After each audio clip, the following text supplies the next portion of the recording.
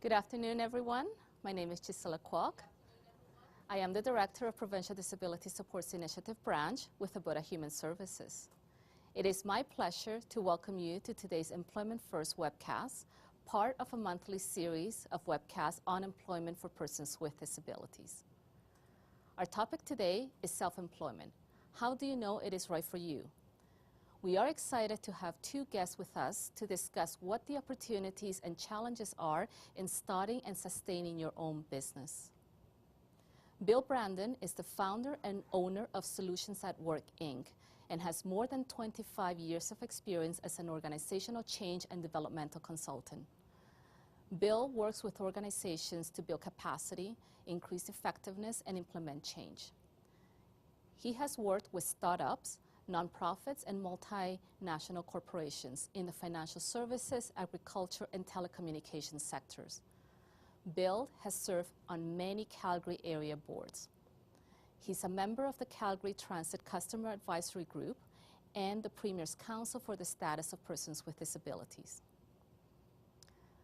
Deborah Barrett's desire to create a good life for her son, Anthony, who has significant autism, led her away from a career in psychotherapy to become the editor of Autism Now.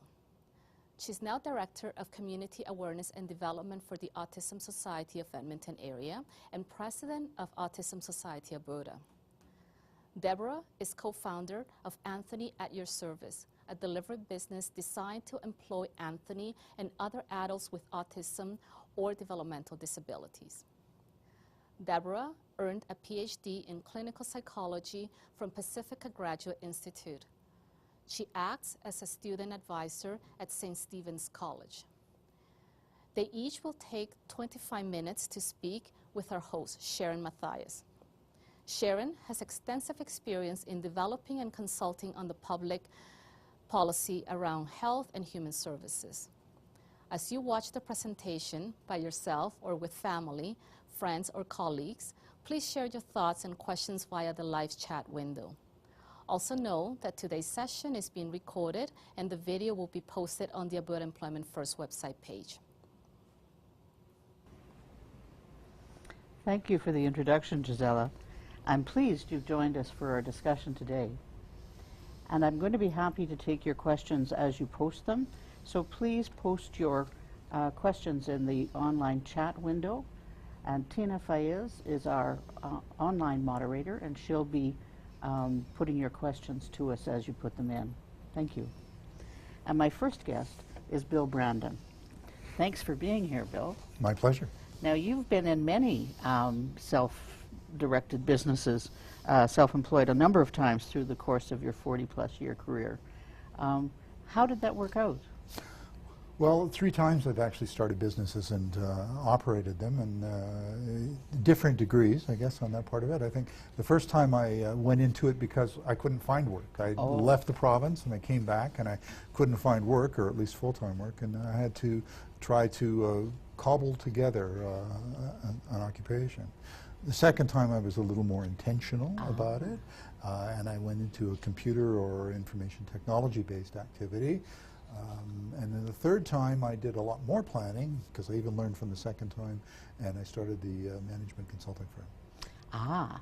And how did the 3 of them work out? Well, the first one, like I said, I went into it because I couldn't find a job, and it ended as soon as I could find a job. So, I did learn quite a bit around how you pull those pieces together and how that works. I learned how much more complicated it was than I thought it was.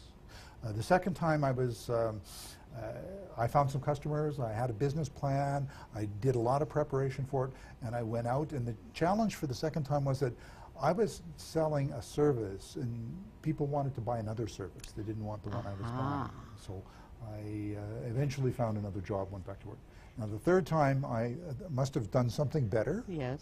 Because I'm still doing that one, so it's an ongoing story, and that's in the management consulting area. I have other people that I've talked to who kind of got into or tried to get into consulting because they couldn't get a job.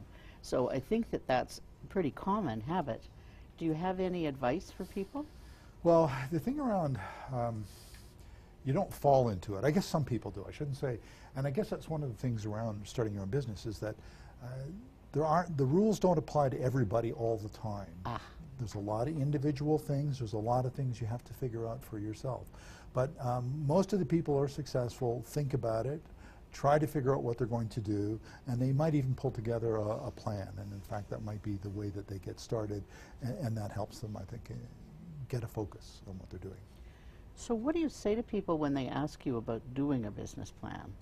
Well, as I just indicated, I think the first thing is that it's an important thing to do. Get your head clear, get your idea, it makes you do a little bit of research, and you get things focused. And there's a lot of resources out there to do this, right? I mean, there's BusinessLink is a great resource. The Business Development Bank can also help you. Even the banks post templates for business plans online. Most of the post-secondary schools have something on it. Said, take advantage of those services because they will ask you questions through that process and make you pull stuff together. Now, having said that, I think one of the other things to remember is it's a plan. It's a guide. It's not a contract. If things change, you don't have to stick to the guide. And I've seen people spend 6 months developing the plan, go out and they do some work and they find that it doesn't fit. So they need to be more adaptable. They need to be more flexible. Like in the computer-based business, I was trying to sell something that people didn't want. They wanted something else. So I had two choices. That time I chose to stop the business, but I could have chosen to change my business and adapt. Okay. And so setting up your own business isn't particularly different for a person with a disability then? You still follow the same kinds of approaches? Yes, that's right. I think the part of what you do when you build a business and you build a business plan is you have to understand what you have to offer and what you have as resources. And I think that's the same for a person with a disability as it is for anybody else. There's accommodation, there's adaptation, there's understanding what you have to offer and understanding what might be sellable that people would be willing to pay for. Okay. Are there any questions from the live chat window? No? No? So please send them in as you think of them and so that we can attend to them right away. I'm intrigued about what you think are the top 3 skills an entrepreneur or a person looking for to run a business needs to have. Well, a lot of people say persistence, but I think you need persistence to do a lot of things in life, not just to run a business. So the 3 I might pick would be, the first one I think would be integrity, is that if you don't have, and credibility goes with integrity, is if people don't believe you can do the work, and if they believe that you're trying to sell them something they don't want to buy, they're not going to buy things from you. So you have to have believability and integrity. The second thing about it is that, you know, there's that old saying is, you know, you build a mousetrap and they build it and they will come. Yes. Well, that doesn't work. Oh. You have to do some marketing. You have to tell people that you at least built it, and then you have to convince people that it's here and available for them. So you need to do that. And I guess I don't mean by that advertising on television or billboards around town. You just need to talk about what you do. The most successful entrepreneurs I know are people who are always want to talk and tell people about what they're doing, not in a pushy or marketing way, but in a friendly way. Well, this is what I do for a living, and this has worked out. And I guess that leads into the third skill that I think is really key for an entrepreneur, is that you need to build relationships, because especially in the line of work that I have. I sell to people. It's really hard to know. It's not like a commodity. You can't weigh it. You can't measure it. You can't go online and get reviews. You have to build this feeling of trust, an understanding of what you're trying to do. So I need to work with relationships. I need to build relationship with people, and you know, we all have relationships. We have family, we have friends, and you just need to look at ways to extend that and build that onto other people. And it strikes me, especially in the service industry perhaps, rather than the product industry, that it helps if you like what you're doing and that you're good at what you're doing. But how do you know what you're good at if you've never thought about it?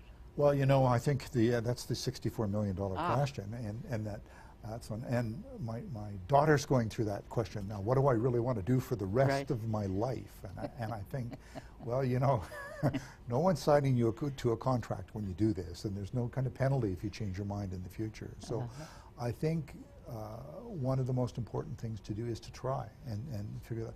Most entrepreneurs don't succeed the first time. They usually succeed the second or the third time because they have to find their niche. And the only way you can know what you don't like and what you do like is to try and to do something. Yeah. No one can give you a test that will tell you everything that you think. Too bad. Or feel. Yeah. So it's sort of a series of experiments almost then. Yes. Excellent. Very good way to put it. So what's one thing you wished you knew when you set out on your own? Well, and I think it goes back to that people part of it, right, with relationships and networking and all that, is that to me, the one thing I didn't understand when I went out there is that when I opened the door, I couldn't sell something the next day. It took time to go to sell, and there was a cycle time for me. So I had to go to convince people, first of all, to meet with me. Secondly, that what I had was something they were interested in. And thirdly, that I could deliver this. So it would take time. And you know, as an example, I had a recent, fairly typical scenario. It was about 25% of my income last year. It took me 4.5 months from the time I first got the call from the organization to the time we signed the contract and began to work. Oh, wow. And that's not a long time. That's a short time in many of those things. Sometimes they can take a very long time to do that. The learning from that, of course, is that, well, don't wait until you open your business doors to start your networking. Get out and about, be visible, start to network. And again, that doesn't have to be a bad word. I mean, networking shouldn't be, hi, I'm Bill, would you like to buy?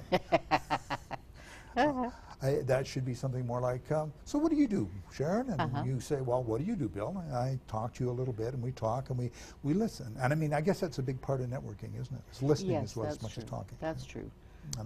And probably being as interested in the other person as you are in yourself. I think that's a key thing in that whole process of networking. So you also mentioned when we were talking was that despite knowing a lot of things yourself, that you've reached out for help as well. Tell me about how that worked. Well, I tried to do my own bookkeeping in the first two businesses. And the first time, I didn't really know anything, and that didn't work well. The second time, I tried, and I realized that I knew even less than I thought I knew. So in my career, I've always used a bookkeeper or an accountant on that part of it. But that's just that one example. And I've hired people to do specific things for me on that part of it. So that's not wrong. And sometimes hiring people can be cheaper than doing it yourself. Because if I bill out at $10 an hour and it's going to take me 3 hours to do something, that's $30 of time if I can get if people are going to hire me to do that. But if it's only going to cost me $25 to do it, then it's actually saving me money to do that. So, but that's hard to do, isn't it, when you are thinking about using your cash flow for particular things and you have a choice between your food and paying somebody to do this job. Yeah, it's only worth doing if you have the hours coming in. If you don't have anything to do, then do it yourself. But if you have people wanting your time, don't take away from your clients to do the work. I gotcha. On that point.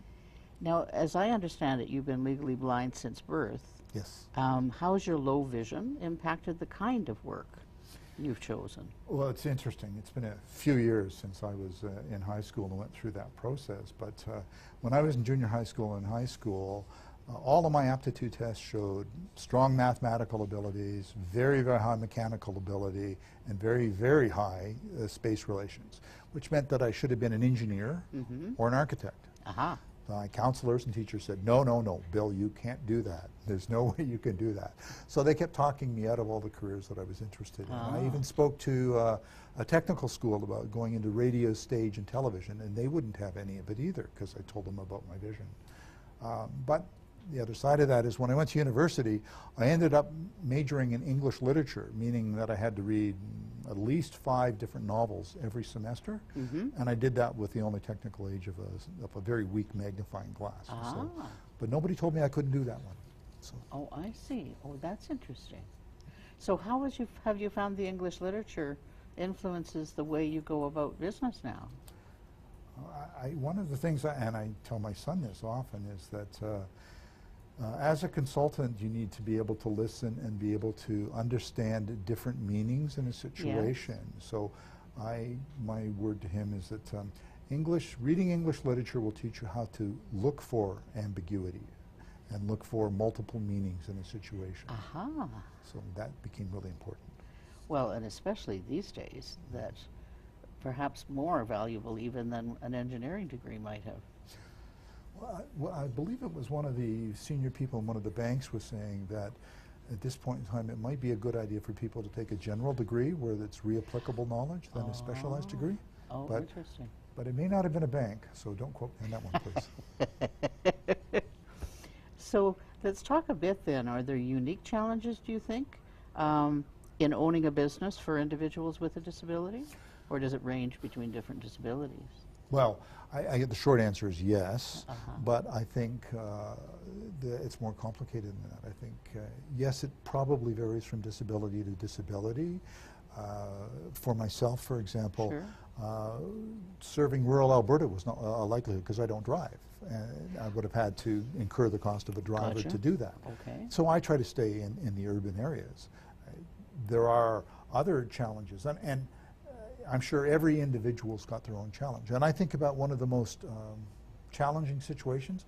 I mean, I'm a parent, and I think about when my kids were preschool and both my wife and I were working, and I was thinking, the accommodations I made in those 6 years were some of the biggest that I ever made, and they had nothing to do with my disability. Is that you've got childcare to arrange, who's sick, who's not, how do you get your boss to let you in or to let you out at a certain time, how do you deal with the doctor's appointments, the school, and the lack of sleep one gets as a parent too. Well, yes, there's that, of course. Yes, of course. I'm intrigued to go back a bit, though, because you said in high school, mostly people told you what you couldn't do. Yes. Is that also part of the puzzle for a person with a disability, that you're told so many times that you can't do something, or you're directed in a direction perhaps that isn't of your interest, that your own business would make you very hesitant, I think, to believe you could do it? Well, and I think, and I guess, and I'll generalize this a little beyond.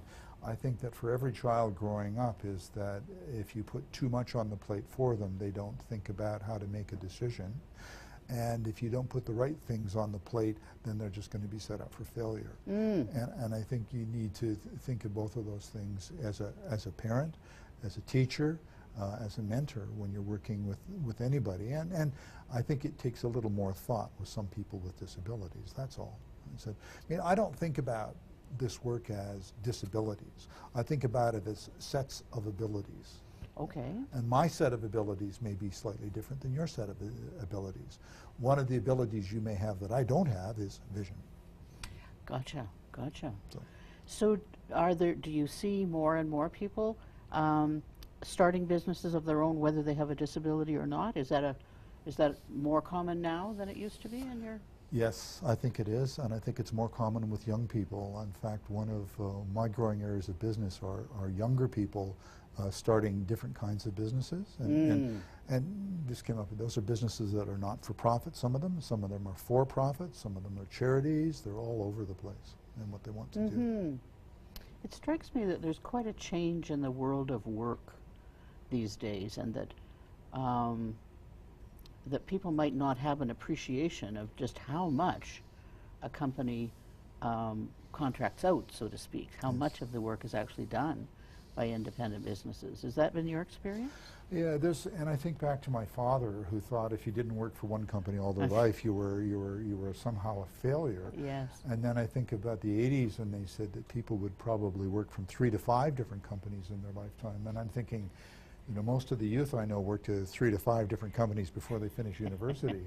and I think there's that kind of stability and continuity, I think, is going away. So I think people are exploring, experimenting, and moving.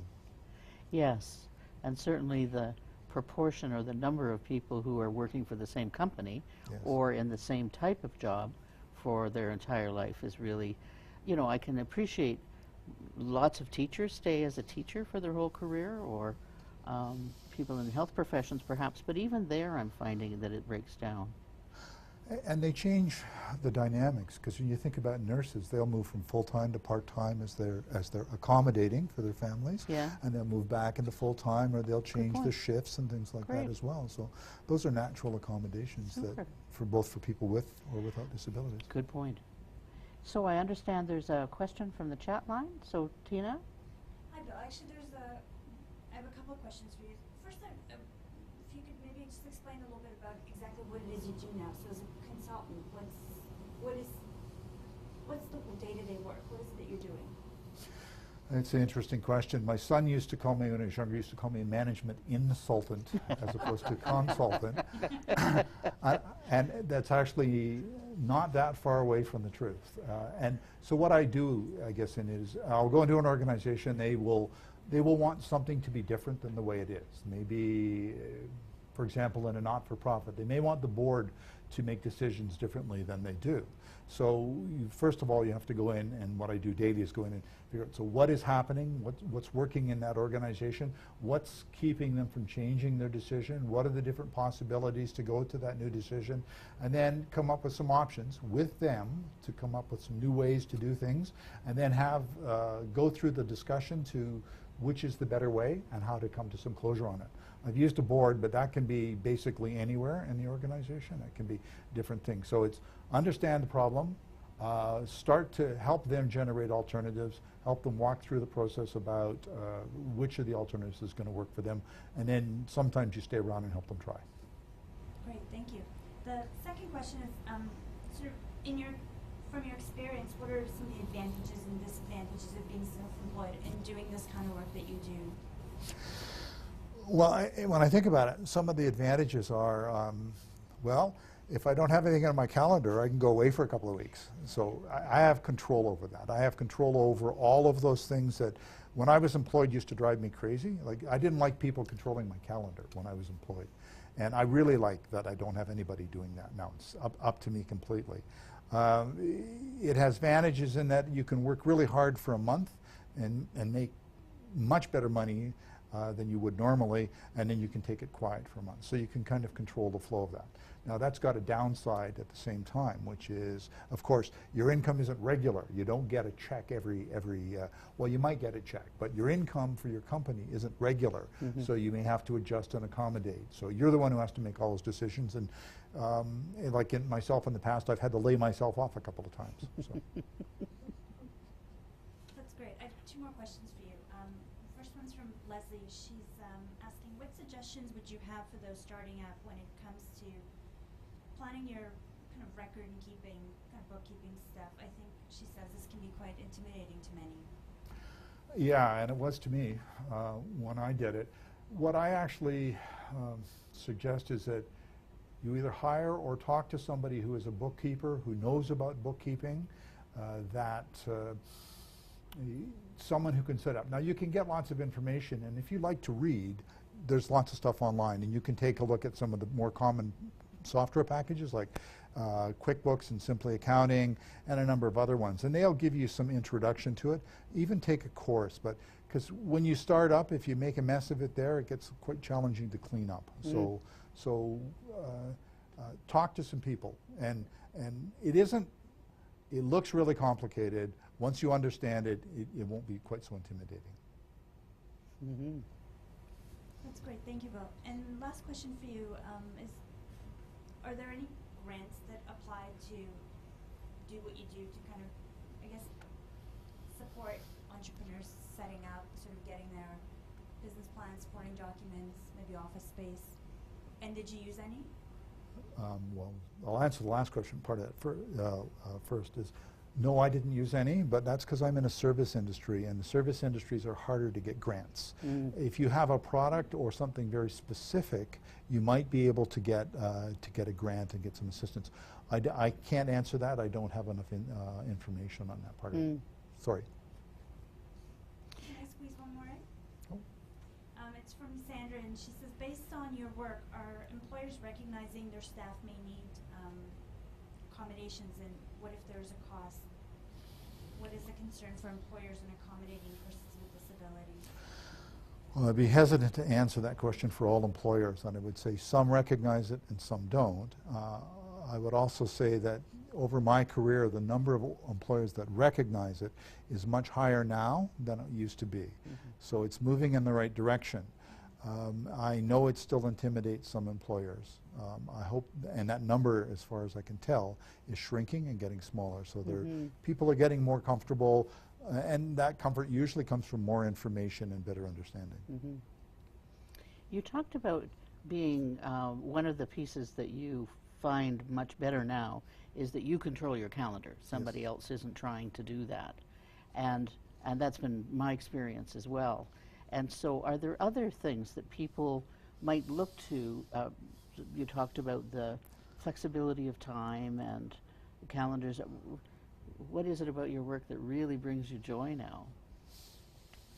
I think I'm much more focused on accomplishments and the results and what the client or the customer gets out of the business than when I do it.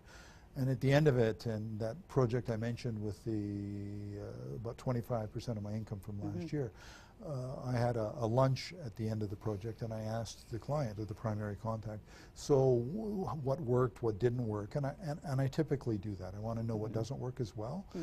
But his comments were that it was a fascinating process and that he learned a lot. And for me in particular, that he learned something was a big deal for me, because for me, that's a big part of why I do this, is the increasing capability of the individual. So I think I know I'm much better in touch with that now than I was even as an employee in any organization. And you suggested that there was a story about Shakespeare. Ah, yes. If you wouldn't mind telling that. When I talk about accommodation, I think about, it's from my English literature course training, it says, when Shakespeare wrote, it was 400 years ago, and most of his audience did not read or write. So he knew that they listened, and they listened very well, and they attended very well. So he could do things in a play that you couldn't do today. One of the things he did in Romeo and Juliet is that the most common poem form of that day was called the sonnet, right? And everybody knew the rhyme scheme and the structure of a sonnet. So every time he had Romeo and Juliet meet in the beginning part of the play, they started to make a sonnet. And they would one would say a couple of lines, the other would add 2 lines, and they would build a sonnet. But once, and only once in the entire play, did they complete the sonnet. And that's at the time when the 2 lovers actually connect. So, and today's audiences, a lot of us would miss that. In fact, my teacher had to point that out to us, those of us reading it very closely. Yeah. So it was an interesting study, but he knew his audience would get that. They would understand that completely. Oh, isn't that interesting? But so applicable to a service business where you're needing to really understand your clients and what makes sense to them and how they will understand things. Yes. Has that been part of the joy as well, is learning more and more about how people think and operate? I'm a very curious person. Okay. I think I'm a lifelong learner, and I would think that those are things that need to be applied in that. So Yes. you need to listen, you need to learn, you need to ask questions. I think in a service industry in particular, the better you understand your customers, the more you're going to be able to assist them.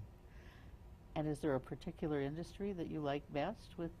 Because I appreciate with the curiosity that it helps to be involved with different industries, that you get to know how different businesses run. And Well, there's some differences in actually how you market to them, and I think it's easier to market to non-profits and to charities because not as many people do that.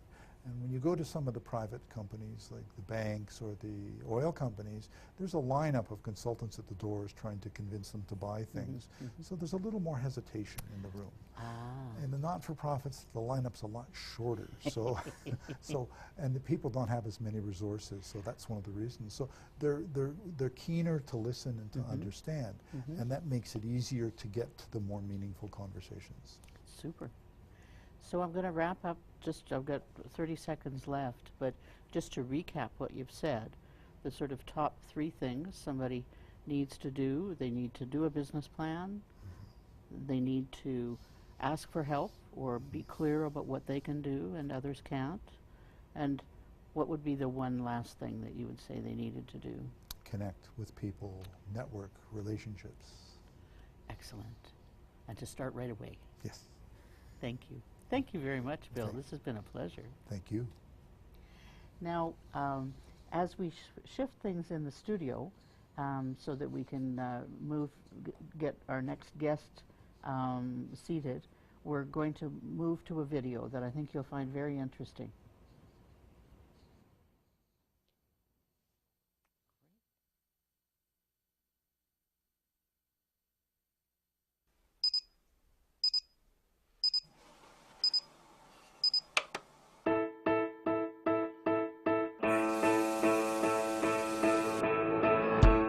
I wake up at 5:30, get in the shower, do my morning routine, and go around 7 o'clock to come to work. I am so excited to go to work, so I do a dance off in the parking lot. It's a dance of magic. We serve breakfast, lunch, and hugs. The hugs are the best part. I am Tim Harris, and this is my place. Oh yeah.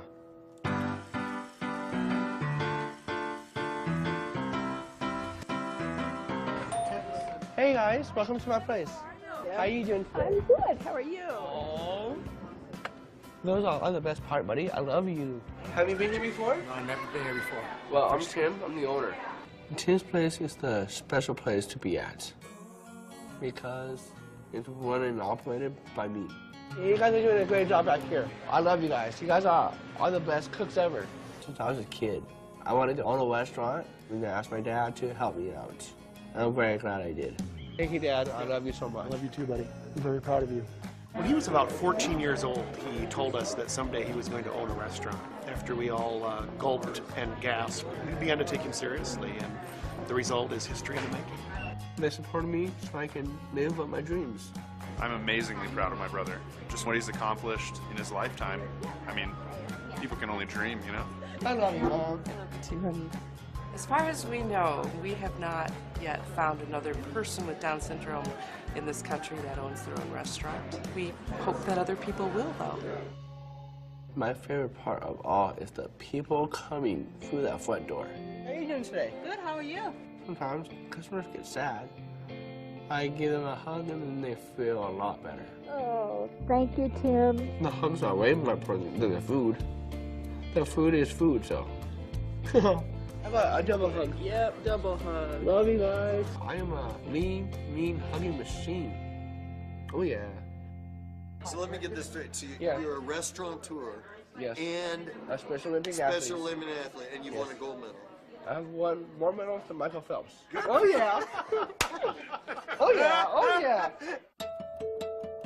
I did not let my disability crush the dreams. With people with disabilities, they can do anything they set their minds to. We're special.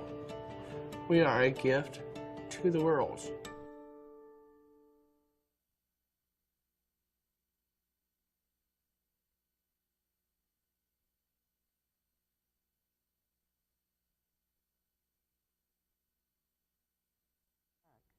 My second guest is Deborah Barrett, President of Anthony at Your Service.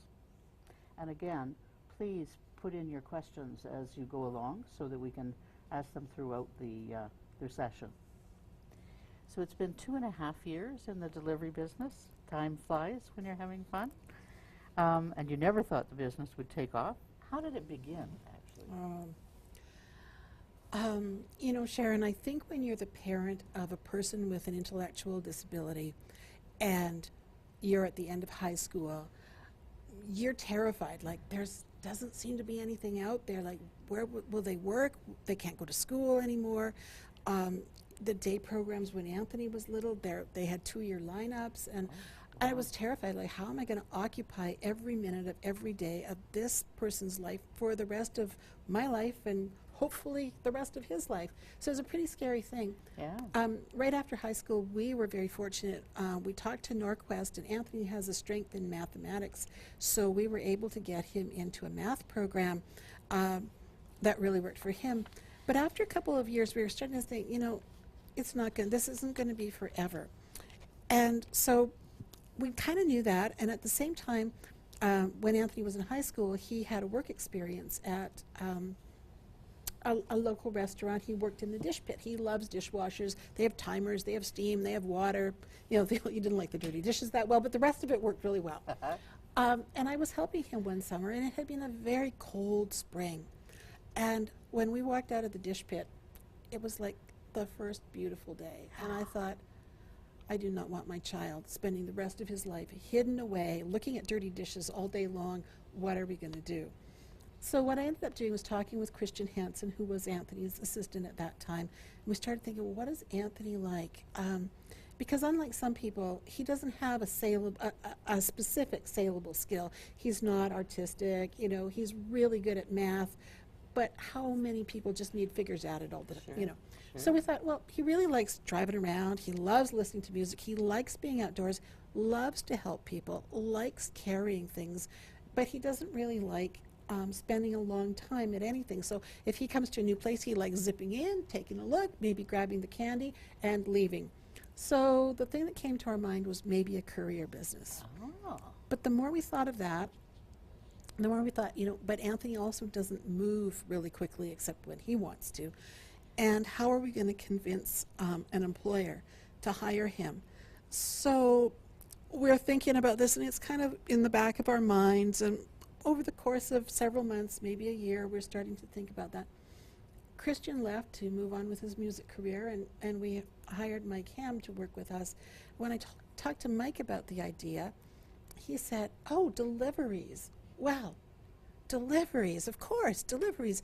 Deliveries are special. You take care of deliveries. You move something that someone finds precious or needs right away to another place. You Sure. can do it at your own speed. Well, you need to do it, you know, you need to do it on time, but Yeah. you can do it at your own speed. And we thought, oh, that would fit. So that's kind of how we figured it. We figured that Anthony's needs, we could spend years trying to convince an employer to hire him and trying to make Anthony fit in that box, or we could create something that would accommodate Anthony, and that's how it started. So customize the kinds of things that he did to fit him. Yes. Interesting. Mm-hmm. Well, so tell us more about the business and how it works then. Okay. And we'll go from there. So we hadn't intended to start with a smash. We had intended to make a little video to show people who Anthony is, and then maybe cajole or plead with them. And but instead, the video went viral within a couple hours. We were getting calls from the media. Mike's a very good video maker. Wow. So what people do is people email or they phone in, and they say, you know, here's this thing I'd like you. Could you deliver? So sometimes it's a document they need signed and then faxed and moved someplace else. Sometimes it's a birthday cake. Last week we delivered a lot of promotional items out west of Edmonton. Sometimes it's flyers. You know, it could be all manner of things. Sure. So what happens is I'll take the call or the email. I'll kind of look on my calendar and see who's available at the time, because right now we have more than Anthony. We have a number of people working for us. It tends to go to Anthony first because I kind of know what he's doing. I have more control over that. But I'll kind of look at it. I'll kind of look what area of the city's in and where other people are working on that day. And I'm kind of like the dispatcher right now. And so I'll dispatch it out. Also, I know some people's characteristics. So I know one person, he loves to move. And so if it's flyering or putting things in people's doors or under, that's a great job for that individual. And so that's the kind of thing that we do. We're still small enough that we don't take Visa as a payment, but people can pay online through PayPal. They can pay with a check. They can pay with a money transfer. And that's kind of how we go through our day. Oh, interesting. Fascinating. So there are delivery companies. Did you make the decision to set up your own rather than seek employment for Anthony in a delivery company because you felt that it would be just better all around? Yeah, I think, you know, it's interesting. I don't think we thought of looking at a delivery company. We thought courier, or else Anthony would do deliveries. And we thought, we know some people who might hire Anthony. Like if I knew you, I might take this little video and say, you know, do you have a delivery for my guy? We were thinking a lot smaller than it turned out to be. I gotcha. So, as Bill, the previous guest, talked, the relationships, the networking, the connection is a really critical piece. It is, and I think in our case, the video that Mike made people fall in love with Anthony, who is really a fall-in-lovable kind of guy. He really is. So, considering Anthony's disability, were there particular unique risks you problem solved before starting the business? Well, you know, I think that in some ways, starting the business was a way of coping with some of the risks. I mean, Anthony doesn't have consistent, sometimes they can be consistent for a long period, but he doesn't have consistent road skills. He can get disoriented fairly easily from time to time, and you never know when that's going to happen. He's not verbal. He can talk, but it's very difficult, and he's not going to talk to you if you don't think he can. I gotcha. Oh gee, I forget what I was going to say. And he makes some odd noises. So one of the things we did was in our video, we introduced, this is Anthony, these are the things he does well, these are the things that come from the autism. So we tried to show people so that if they wanted to hire Anthony, they would already know a little bit about what he is. The other thing that we do, and this is for Anthony, but also for some of the other people that work for Anthony at your services, they have assistants like Mike who work with them. Everyone does, because none of them drive. And so that person has worked with them for a long period of time. So that person's fairly competent at dealing with any issues that might come up. If there was an odd behavior, if Anthony decided that, oops, today I'm going to run into the street corner, well, Mike's right there to collar him or call him back or ask him to stop, stuff like that. So those are the kinds of things we problem solved. We're very fortunate. Anthony doesn't have epilepsy. He doesn't. His worst behaviors are he'll get very noisy. So that's a pretty good thing. We're pretty able to deal with that kind of thing. But I think letting people know who Anthony is and what they can expect helps. Helps a lot. And do you find then that the clients get to be very loyal because they have a connection? We have some very, very good clients. Clients have been with us since day one. We work for them every single week. And we consistently get new clients that really like to hire Anthony. They like Anthony, or sometimes, one time I substituted somebody for Anthony, and the business told me, could we have Anthony? We want to build a relationship. We don't want just anybody. So I realize now that what we try to do is put one person on the same job. If the job's recurring, then we give that to somebody that's their job, and then they know. The routine of it really helps too, because they know they can expect, like, Tuesday and Thursday nights I deliver to kids with cancer. Gotcha. Monday morning I deliver to a different place. So wow. Yeah. So you've expanded then from a one-person job to an incorporated business that employs, what, about a dozen people? About a dozen, give or take, each month. Each month? And so what opportunities and challenges has this expansion introduced? I think that,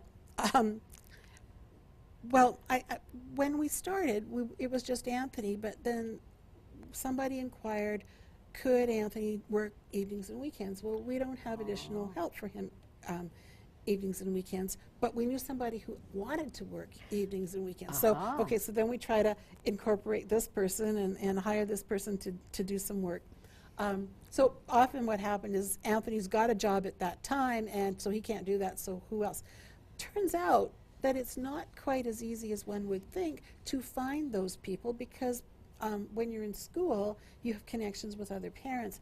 But after, once you're out of school for a few years, and Anthony's 26 now, it's hard to find those other people. So that's the first consideration. A second consideration is, so now I've got these people, how do I make sure they're busy all the time? Because what if that business isn't busy? So that's another thing.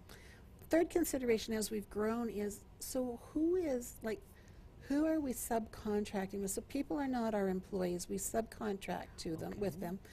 So who are we subcontracting with? Because most of our individuals, in fact all of our individuals, lack capacity. So are we contracting with the family? Are we contracting with an agency that might provide the worker?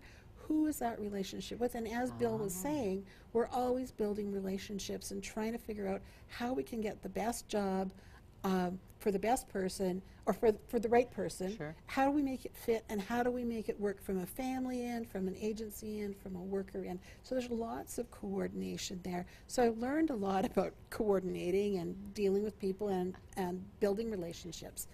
And then the last thing that I can think of right now, anyway, there's probably lots more, is, you know, if you incorporate, well, what considerations are there? How do you want to incorporate? Like, turns out that when we were thinking about it, and we were thinking about it because now that we have so many people working for Anthony at Your Service, we don't want our family to be liable if something happens. So we looked at that.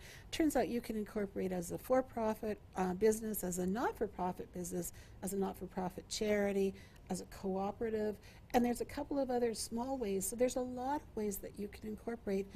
But no matter what, from our perspective, we are always a social enterprise. We have two main issues, and one is to make sure that our people have a good experience, that this is good for them. This is not just work, but it's good work, and that we build a community relationship for them. And then apart from that are the other business things, which are just ordinary business things, as I'm learning, because I didn't start out as a business person. Yeah. Well, I think that's part of the key thing here, is that you sound like lots of other employers that I know, that part of the challenge of finding good workers who fit for the job, who can make relationships with clients that sustain, those are pretty common business challenges. Turns out they are. Yes, they are. I keep saying, I'm not a business person, but I am a person with a business. So I just have to figure it out. Of course, of course. And so maybe you have another branch to your business then, that you can train other people to run the business. You recently received funding from Alberta Works, I understand, to conduct a feasibility study on Anthony at Your Service's business model.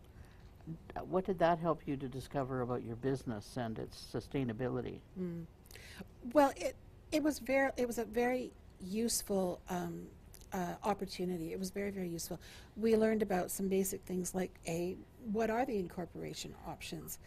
What are the compliance options? Like, if you're a business and you subcontract, what are your responsibilities? For instance, do we need to have WCB, which we do? Do we need to have commercial insurance? Yes, we do. Do we need a business license? Yes, we do. We did have that already, though. And so those are some of the things that we started to think about. I also looked at other families who are starting businesses and looked at some of the things that are really important to them, too. I mean, some of the things are just basic business things, like, what's your plan? How are you going to administer this? Because we weren't expecting this to go viral. We weren't expecting hundreds of emails of, will you deliver this and that? So we weren't expecting that. So how do you take care of those kind of things?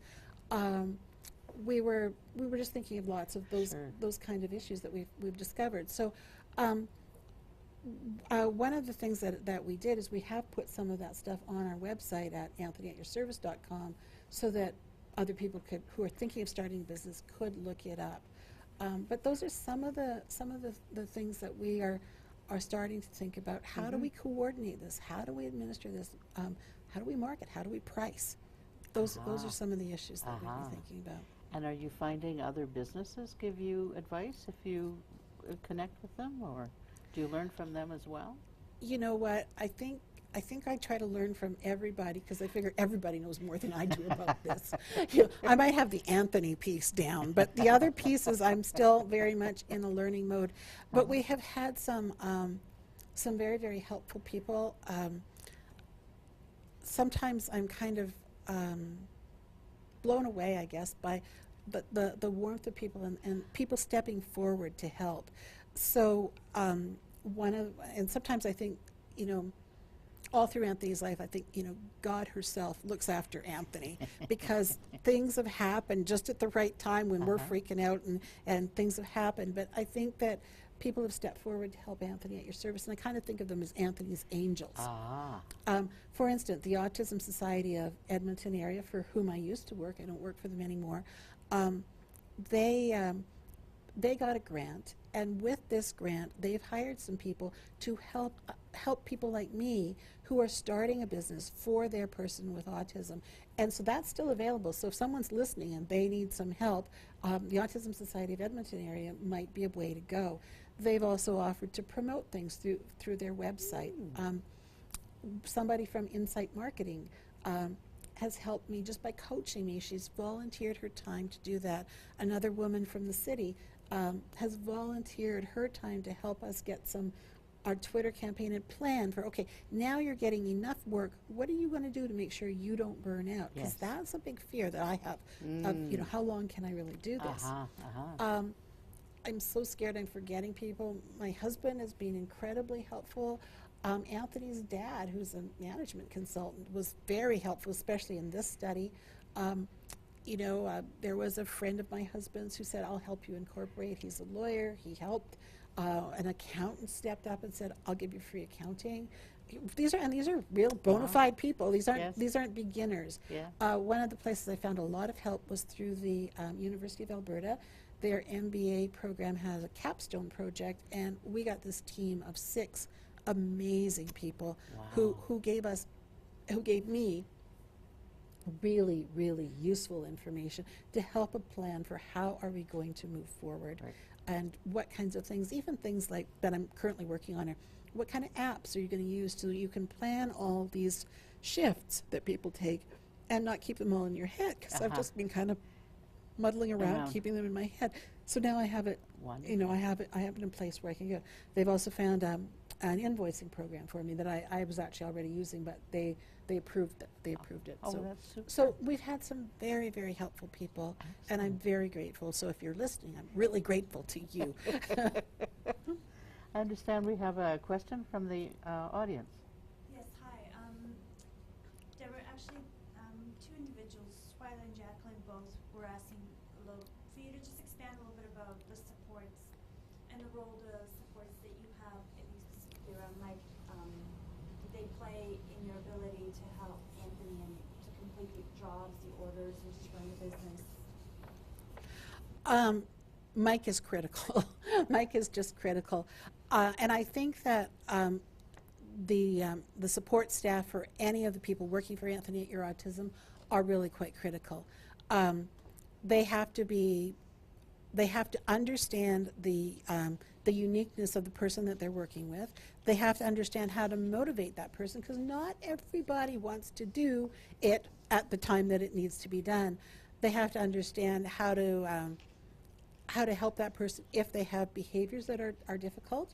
And more than that, they've got to understand that if they are helping their person work for Anthony at Your service, then they are helping their person participate in a business. So if this delivery has to be completed by 2 o'clock, we don't go to the movie first. It has to happen by 2 o'clock. We are a business. It is our job to serve our customers. And, Anthony at Your service, we got to be big on service. So we're trying to do that. I'm hoping that that's a good answer to that question. So basically what you're saying is that Mike is there every single moment. They're together and they're... Mike assists Anthony. I wouldn't say that he's together with Anthony every single moment. I would say that Anthony, where Anthony knows the ropes, Mike will eventually pull back so that Anthony can do a delivery independently. Some of their daily deliveries take them downtown, and they have to go through security and stuff like that. Those are just not Anthony-friendly activities, so that isn't what will happen.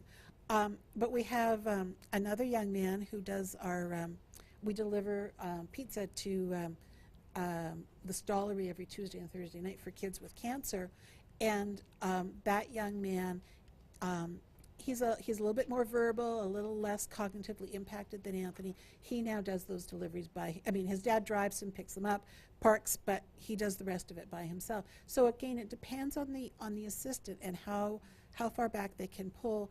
And of course, it depends on how far, the whole thing is a system. It's what is the job, what are the safety issues, what does the family want? So again, but yes, that person is critical because, quite frankly, I don't want to drive Anthony to every job. Now I have a question from Anna. She's asking, what provisions do you have in place to sustain Anthony's business in the future when you're no longer able to take such an active role?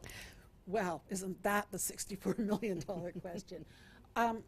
We're working right now to grow the business to the point where we can hire an office manager, because I realize, like, you know, I don't really want to be there at midnight working on Anthony at your service, which sometimes is what it's taking right now. It takes an awful lot of energy. So we actually have a plan in place, and if we can continue to get the jobs coming in that people can do, we're really hoping that we can make it so that there will be an office manager. We want to make it. We want to have enough income that we can sustain it. Like it doesn't.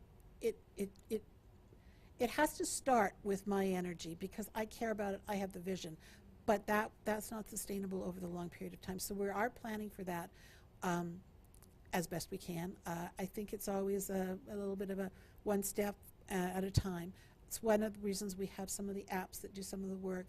One of the reasons we've got a few other people now. We have Marielle who works very hard to make sure she organizes and understands our teams and what they need. So we are working in that direction, but it's a process. Mm-hmm. As any small business, really, isn't it? Yes. Now, But it is the plan. So Definitely. actually, on that point, Jacqueline wants to know, how did you find out about these connections to people who offered their help? So you mentioned all the individuals that kind of pitched in to give you advice on apps and accounting and